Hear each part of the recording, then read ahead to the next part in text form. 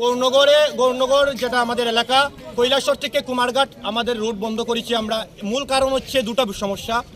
আমরা 4 বছর ধরে এই রাস্তা রুট হচ্ছে, আমরা অত্যন্ত খুশি এই রুট হচ্ছে, কিন্তু এই রুট হওয়ার ফলে আমাদের প্রথম থেকে দাবি ছিল যে এখানে পাক্কা ড্রেন করে দেওয়া। গৌরনগর 2 নং ওয়ার্ডের শব্দকর পাড়া যে এলাকার একটু সামনে থেকে চিরাকুটি অবধি যেন পাক্কা ড্রেন করে দেওয়া হয়, এবং গৌরনগর যেটা হচ্ছে গেটেসি পেরিয়ে যে রুটটা রয়েছে সুদা সার্কিট হাউস পর্যন্ত যাওয়া যায়, সেই রুটটার অবস্থা বেহাল।